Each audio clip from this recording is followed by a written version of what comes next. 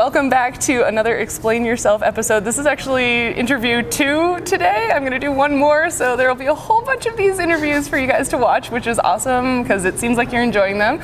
I'd like to welcome Dalton to the next Explain Yourself. So if you could start by giving me like the elevator pitch for your current research.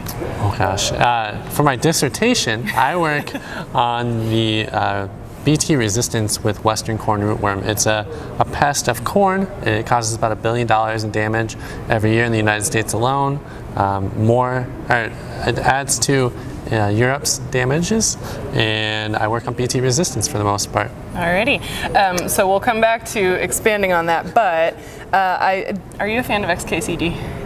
I've seen a couple of those. So my favorite thing that they've developed is this simple writer thing. So basically it asks you to, you can type in any words you want, but if they show up in red, it means they're not one of the like 100 or 1,000 like simplest or most commonly used words. So rewrite your elevator speech or a short version of it with that. Yeah, I can do that. I feel like it's not going to get better if I keep going. That's 2 sentences is all I can manage. That's pretty good. No, I love this. So he says, I study an animal with 6 legs and wings. The child feeds on a grass which we grow for food. And I know it's really hard to do, but I like challenging people with this because even though it's sort of simplifying your language to an extreme, it's still important for us to think about, especially since we're all passionate about science communication, like thinking about what would make sense to a non-science person because it's a lot harder than it seems. So I love that. Okay. So let's go back to what you said, and you can use more than just those words now, but expand a little bit and tell us more about what your research is than just that short elevator speech. Yeah, so farmers grow corn to feed cattle, to make products like high fructose corn syrup, a bunch of different stuff. Corn's found in a lot of products. And there's this insect which feeds on the root tissues, so then it loses the ability to take up nutrients from the soil and water, and it also falls over sometimes if there's enough roots removed, and it can be a huge problem for a farmer. And one of the tactics we use to control that is a protein derived from a soil bacterium. Okay. And we've taken the gene responsible for specific proteins and put it in the plant, and then those proteins kill the insect that feeds on it. So it's a more environmentally friendly approach than just spraying pesticides across your landscape. And that's the BT part of this, the right? BT. Yeah. And they even use BT as a spray. So they rear the bacteria and they'll spray it, and that's organic. So we have this transgenic or BT corn, which expresses the protein, and it helps growers not apply pesticides, saves them trouble and time. But resistance has developed, so they're surviving on the BT more than we would expect based on the history of that product. And all 4 proteins on the market to control rootworm are resistant, and there's resistance developed in some small areas. It's not everywhere, it's not widespread, but it is a growing concern throughout the United States. Okay, so it's a similar problem maybe to like what people hear about antibiotics, that like the pathogen or the germ or whatever can develop a resistance to the control, and so you have to develop a new control or a combination of the controls. Yeah. Okay. Yeah, so even some combinations might not be as effective. We found that 3 of the 4 proteins surviving on one increases the likelihood of survival on the others. So cross resistance is an issue. Yeah. Wow, okay. That's tricky. Yeah. Okay. So tell me why you decided to become a scientist, and then you can also explain like why you decided to do this for your research. Yeah, that's a fair question. I was asked that recently by a child's newspaper, and I didn't have a perfect answer. That's all right. I initially wanted to be an architect, so I studied math pretty hard as a middle schooler and a high school student, and I always had a passion for nature and learning more about it and how it all works. So I was good at science, and I didn't know there was a lot there. And then I got into FFA, which is a very popular organization. That's the Future Farmers of America, for people who don't know. Yeah, for rural communities. It's a heavy agriculture organization, and they had an entomology program.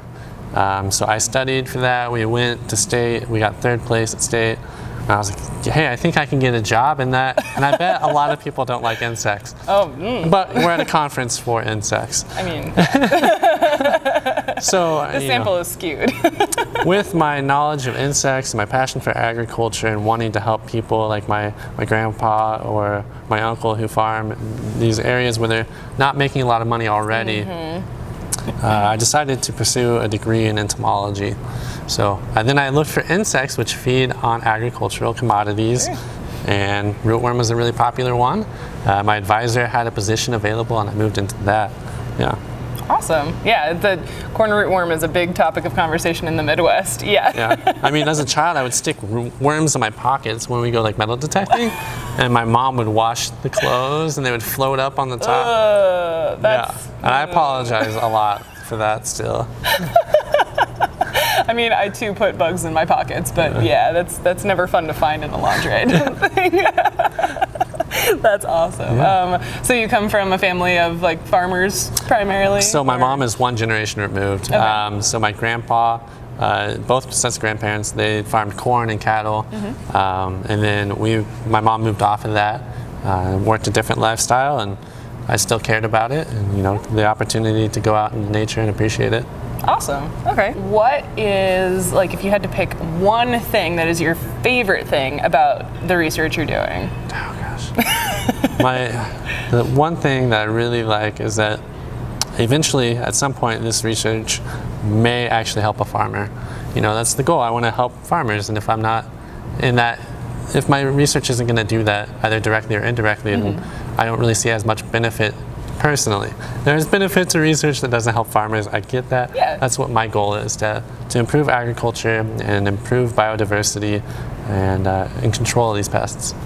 That's a similar theme to the interview that I just did with Lauren. But yeah, a lot of us, I think especially at a conference like this, we see the utility, and there are a lot of people here working on insects that are pests of some kind or insects that are beneficial to humans of some kind. So yeah, a lot of us have this sort of application perspective on our research, and I think that hopefully you guys can tell me in the comments, but I think that makes our research maybe a little more relatable to non-scientists, because they're like, so what? I can use that. So yeah. Yeah, I can't plant that any longer because there's issues. What should I plant? And I'll actually be talking to farmers from New Mexico in January about what you should plant, what you should apply, how you should look for it.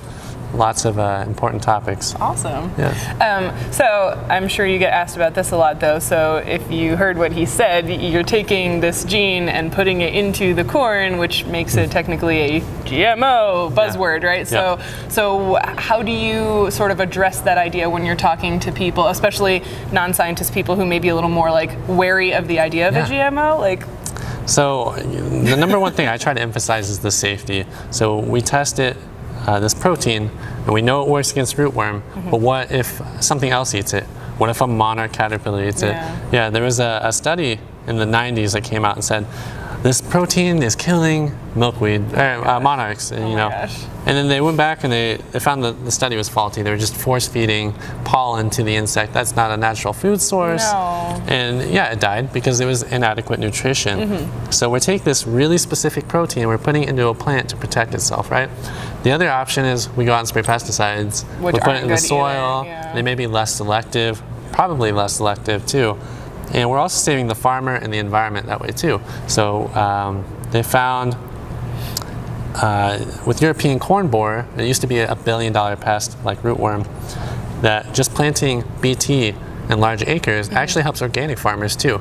It stops the spread of the insect pest. So I also think it's important, I always like to emphasize for people that like using crops like that have this sort of like built-in pesticide means that you don't have to waste as much land on agriculture, right? So not only is it decreasing the noxious chemicals that we're putting into our environment on our food, but also that we're using less land to produce the same amount of food, which is nice. Yeah, we get a lot of talk about agricultural intensification, but the amount that we're doing now compared to the past is incredible. The amount we're producing for the same unit of land is it's astounding. I don't think we'd be as far as we are without genetic modification or genetic engineering for some people who really like it that way. Yeah. So they're not as scary as you might think. It's worth doing the research. And if you're okay with BT corn, or you're not okay with it, but you're okay with the spray, then maybe it's not the science, it's just you're a little scared. Yeah. And we can talk about it. I have friends who are scientists, and they're weary even though there's overwhelming science to make it safe. Yeah. So. Yeah, I mean, there's no like clear, easy right answer. Yeah. So yeah, that means that we have to do more thinking and more talking, and that's hard. So it also takes 10 years, now they're estimating 12 years to get from discovery to market. Oh, right. And like $130 million of testing and laboratory and field trials and then larger field trials. So we're definitely not just like throwing these things at people. Definitely, So now on to the reverse. What if that was your thing that you love most about your research, that you get to have it be applicable to people? What is the thing that you've encountered that maybe is your least favorite part of being a researcher? Man. So, I was born in the 90s, and I look at these papers, and such cool research was done before I was even born. Oh my gosh, and that's I'm just like, answer. I have these questions, and I look in the literature, and they've already been answered. Okay, well now what topics are missing? Where do I get to fit in? So I try to find, new questions to ask, or things that we have kind of answered in the past, but now we're going to look at in a more intense study, and I've had a paper on that. A topic or a phenomenon that occurs in insects is males emerge before females. Yeah. There was a study that was done in the 70s, I believe, and they looked at this phenomenon, and it had like 76 insects in it. Wow. So it wasn't a lot, it was one population, and then we've come through, and it was in the 2000s when they did the study, and I came back and I looked at the data and wrote it up. They did 10,000 insects from 7 different populations around the United States. So it's a more robust study, and it shows a little bit more of the nuances there. The history is great, and there's been a lot of great research done there, and it kind of makes me envious. If I had come in the 50s. I've definitely said that before, like, oh man, like the people who are doing research in like the Victorian era, or just like earlier in this century, or the past century, the 1900s. Like that is so much easier because all of the questions were open and available, and it was just what questions were you comfortable asking. But it's also a good problem to have. I think that we're fortunate to live in an era where science does answer so many of the life questions. Of our lives are safer and healthier in many ways than they would have been before. So it's a trade-off. It forces you to become more creative. Yeah. And expand your knowledge beyond just one simple subject. Absolutely. So. Yeah. That's a very original answer to that question. I like that. So you're an entomologist, and both of us admit to liking bugs an awful lot. What if somebody told you, stop right now, you are not allowed to study insects ever again? What other organismal group would you study instead? Well, I have a degree in plant science, so there's that fallback. But I enjoy insects so much more. Gosh, it would be a heartbreaker. I just don't know. I not only do I study insects, but I go outside and I appreciate them. Yeah. I take pictures and walk and just watch their behavior sometimes. One day I went walking and I watched a spider wasp for like 30 minutes as it was trying to cover its prey and then carry the prey upside down up a log, and it was cool, and it failed a couple times and it just kept going and persisting. So if you just told me I had to stop studying insects, I don't know, that'd be really depressing. Yeah. But plants are a good fallback. And there's enough plant-insect interactions that it's sort of a cheap sneak in there. I was ready for that. So you said you like to take pictures and things. Let's talk about your science communication, because the whole point of this is that we're encouraging scientists to do science communication, and Dalton has been rather successful in that department. Lots of scientists are on Twitter. If you aren't on Twitter following scientists, you probably should. You can start with me and then him. But there are a lot of really cool people doing fun things, and you've had now 2 highly successful hashtags. So tell me what that feels like to put this out there, and then I'll have thousands of people be like, oh yeah, that. It's weird. On Twitter, you never know what's going to become successful. So the first hashtag, Bill Meets Science Twitter, there was a discussion going on, and I just interjected with the hashtag at like 11 o'clock at night. My wife's like, "You need to sleep regularly," and I'm like, "I know, I'm trying." And she says, "You tweet so much." And I'm like, "I know, I'm sorry." And then this happens, and I get interviewed, and I was like, "Why are people interviewing me about a tweet?" And a lot of opportunities arose out of that, and hopefully one day I'll get to discuss all of those. But it's weird. Some people are like, "Oh, great job, you did that on purpose." I'm like, actually, it was like Danny Rabbiati and Melissa Marquez. They had 3,000 or so followers, or 6,000, and I had, I think, maybe 250 followers at the time. And then I was like, "Oh my gosh, this is weird." And then a lot of people started following me, and I'm like, "This is a fluke." You realize it's not going to happen more. But then. And then, yeah, so that was like 10 months in, and now about 5 months later, or 6 months later, I made another hashtag I didn't think it was going to take off. I posed a question: if you had one thing about your field of study for the world to know, then what would it be? And I used the hashtag my one science tweet, because that's something that we need to work on, is clarity and shortness. If you're not being concise, your message is probably getting lost. And that's the beauty of Twitter and the beauty of the elevator speech, right? Yeah. Some people are really good. They'll just thread 300 replies, and it's like, that's not really that important. No one's reading that. Yeah. Maybe 10 people. Everyone's just liking the first tweet and stopping. And I was surprised by the response by that as well. It was, again, unexpected. I joked that, I made one, I'll probably never make another one again. Ta-da! And then, all right, well, maybe I'm due for another one in 3 months or so. I hope not. My phone can't handle it. So do you feel like the pressure to be witty now? I feel like, so I had, over a week span, over 450 people follow me on Twitter. Wow.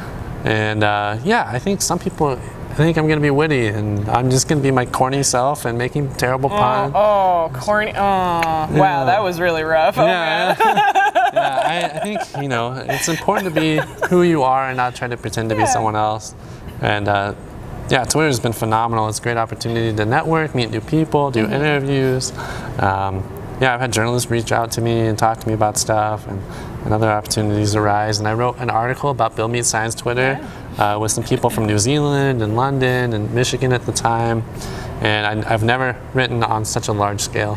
And talking about the importance of diversity in science, and it's great. It helps me become a better communicator. Yeah, and I love that stuff. And I sort of got into Twitter because I was doing this channel.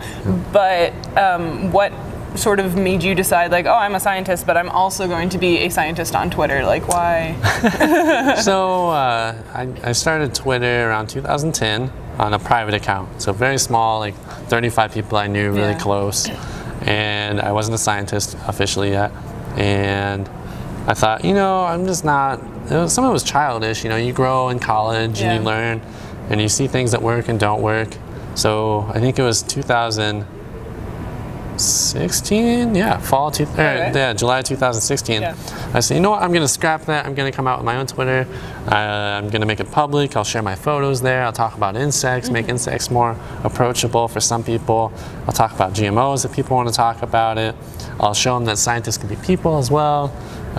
We don't just wear lab coats all day. We go outside, we dig in the soil, we go home to our families, or our cat, or a bottle of beer. We have more than we are on Twitter. So it was an opportunity to network as well. I'm looking for a job eventually. So meeting people from Northeast United States all the way to Hawaii and then New Zealand and South Africa, and seeing where my tweets are actually looked at. It's kind of scary. It's incredible too, though, right? Like, I think as scary as it is how globalized the world is with the internet, like, it's nice too, because we get all of those perspectives. And then, you might have a question on a topic, you shoot a tweet out, it's received on someone else's phone. The distance isn't, you send a letter and then 6 weeks later you get it back. It's fairly instant, good and bad there. But it's great. It's definitely made the world a little bit smaller. Yeah. So I agree. It is a super valuable science communication tool. Yeah, but one tool. It's not the only tool. No. Some people treat it that way. But I'm glad that you've branched out and written articles and things like that, because it's important to diversify, because people consume this in all different ways. So you do some field work. I do a little bit. Most of mine is lab-based, though. Oh, okay. So Yeah. you're using lab. It's unfortunate. I mean, we've gone down to New Mexico to determine whether or not a population is resistant. We were contacted by an extension agent out of Texas A&M. Hey, we're having issues over here. We drove all the way down there. And this is where science communication is really important. My advisor likes to use the names of the proteins like mCry3A or eCry3.1AB or Cry3435AB1. And you can't remember those, right? No, they're just letters. Yeah. So farmers are planting these things. They're called like VT Triple Pro or Smart Stacks or Yield Guard. Yeah. And we talked to a salesperson, and we thought we had the right protein all lined up. We get all the way down there. We're testing for the protein's expression. And empty. We went through like 50 plants. It was the wrong protein. And that's okay. We went to a different site. We found it, but 19 hours of driving, you want to be sure. So using language that everyone understands is great. You're a scientist and you didn't understand that, right? No. So the whole, talk to people that aren't scientists. No, talk to people who don't work exactly on what you're working on. That's why we use common names for so many organisms, because it's easier to be like, oh yeah, that thing. So that's very frustrating. We do a lot of root digging in the summers, so we go out into cornfields that we infest with rootworms. They feed on the corn, they eat the roots. Some they eat more, some they eat less. So there's a lot of dirt in my shower in the summer. I can also sympathize with that. Yep. So do you have any scientists that inspire you, or that you look up to, or you want to emulate? Yeah, so throughout my life I've tried to find characteristics in people that I really want to bring into my own life. Through science communication, there's some great people that are like me. They like to make terrible puns. Solomon David is a really good one at that. He makes a lot of gar puns. I didn't realize there were that many. And there's a little banter back and forth and building some camaraderie that way. Team versus fish versus team bird. I like that. Yeah, that was great. Alongside David Steen. Oh my gosh, he's great. Yeah, he does a lot. He's witty, but he is also serious, and he's good. There are a lot of people that do a lot of great things. Like Melissa Marquez talking about diversity. Yeah, I need to do better on that. I should talk more about that. So I've tried to bring that more into my discussion. Some people will say, oh, well, there are only 2 genders. Okay, but now you're dismissing a whole group of people that could help in the future. And we should just be respectful of other people, too. Twitter is great. I mean, there's a lot of people, even non-scientists, I can learn from. Ethan Kosak draws, and Peggy Muddle, who's known as the Vexed Muddler, she does some great drawings in science communication through art. Right? So today I had a presentation. I had my own art in there, trying to make it look better, because people get tired of looking at pictures sometimes. So you animate it a little bit, make it look a little better. The legs are always how you want them. So there's a lot to learn. All right, so you're mostly aspiring to be like other scientists who are good scientists and also good communicators. Good communicators, good scientists, awesome. Good people too. Yeah, I like that. So you said you've been to a few conferences at this point. Do you prefer to present a talk or a poster, and why? Oh, you would think I wouldn't have a strong opinion on this. But in 2014, the first science I presented to an organization, I presented a poster. Okay. I had 0 people talk to me. I stood there for 30 minutes, and the amount of frustration that went into it, making the talk, and the poster as well received as you could. The graphs look all nice and pretty, the figures are there, the lines are as minimal as you can. And the rigmarole of getting it printed. And getting it printed, and then across the country, and then getting 0 people was disheartening. And then I like talks because people have to come see it, or they didn't see it at all. You don't leave a poster up for 9 hours and then maybe 0 people talk to you. At a talk, people are there or they're not. They'll ask you about it later. And I get people's attention. I can talk to them about stuff I want to talk to them about. And then if they want to ask me questions later, they can do so. And it's been a great opportunity to network people. I've met people who later help me out on other projects, and that's great. Awesome. So, yeah. So talks 100% of the way. But I know a lot of people who love posters, and that's just not me. I've gotten a wide variety of responses already. Some people, I think I would also say I definitely prefer a talk, although there's something to be said for the organic conversation that you can have around a poster if anybody comes to talk to you about your poster. So I guess the gamble is what stinks about this. Yes, yeah. It can be horrible. That's so sad. Aw. So one experience, and I'm just going to use that as my whole representation. I mean, that's science for no. It's very biased. We are emotional creatures. We all know that. Yep. It's okay.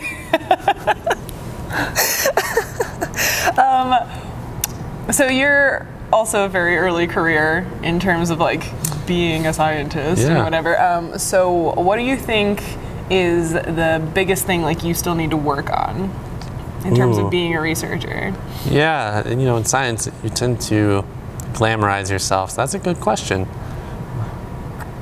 There's just so much I don't know still. So, yeah, and that's a great and scary feeling. Yeah. There's this chart. I think even XKCD has it. What you think you know at the start, what you realize you don't know, and then how much you think you know, and then realizing you don't know much at all. So I try to learn about a lot of different topics so I can become a better rounded scientist. I have a project working on microbiome of rootworm. I have no bacterial experience, I have no microbiology, I don't have a lot of lab techniques yet. So that was a great opportunity to collaborate with other people and learn about those disciplines. But yeah, we just don't know a lot of stuff still. And I don't know a lot of stuff that is already known. But that's what appeals to so many of us, that like curiosity, like I want to know all of the things, and I want to know all of the things that other people have found out, which is sort of easy because you can just read papers forever, but also to know all of the things that aren't known yet. Yeah, that's a good answer. Yeah, I joked with one of our collaborators, I could spend an entire career just looking at the microbiome of rootworm. Oh, yeah. And I mean, we had over 2,000 different bacteria come back on our reads. And then I went through the Excel file and millions of data points, and I found some that were conserved and found in all the life stages what we think might be the microbiome. And it's exploratory work, so there's still more that needs to be done just to confirm what we think we know. Well, and all of the microbiome stuff for any organismal group is still so like new, unexplored territory, and people are still trying to develop good methods for it. So yeah, that's cutting edge and also very scary. Yeah, outside of that, I would say talking to people outside of science is probably my greatest limitation. I don't have an extension position. My advisor doesn't. We don't have as many in my group. So the attempt to discuss with other people science is a great opportunity and something I can work on. Ask the side questions. Put them in the comments. He can respond. Yeah, do the thing. But I will give you a chance to glamorize yourself. So what is your greatest strength as a researcher then? Yeah, I don't like to glamorize myself. When compliments are thrown my way, I kind of look down and I'm not that good. I think I have some realistic expectations for what I can do. I don't think I'm going to win a Nobel Prize, but I think I will help people, and that's a good characteristic to have. If you want to help people, then I can support that. I think that would be my greatest strength. I won't say it's science. There's a lot to learn still. I don't know I'll ever feel comfortable with statistics, even though I've taught a course on it. We'll just have to learn. No, that's good. Yeah, putting the heart into it. Yeah. And again, because we're early career, what is next for you? Oh gosh, what was it? If you asked me that, it was supposed to be a cookie, and then if you asked me and you're a family member, it was like a brownie. What? There was something on Twitter about if someone asked me, what am I going to do after I graduate? They owe me this. I don't know. Really? Yeah, I'm looking into academia and industry and extension and research. I'd love to do a research position with teaching opportunities or extension, but a lot of positions are 70% extension, 100% extension, or 100% teaching, and then we expect you to do research. Yeah, I don't have the time for that. I want to do well in the topics I cover. It takes a lot of time to teach. So I'm looking. I'd like to keep working in agriculture with insects, and I think that's what I'll focus on for now. Awesome. Well, yeah. Well, we wish you all of the best of luck with that. I know positions that are sort of that sweet spot are hard to come by, but you never know. So yeah, thanks again to Dalton for being so brave and awesome and coming to do an interview with us. If you liked this video, don't forget to like it. If you didn't like this video, please share it with someone who would. And if you'd like to support the Roving Naturalist, don't forget to hit the subscribe button and the bell icon so that you can get notifications when I post new videos. Thanks again for watching, and I'll see you in the next one.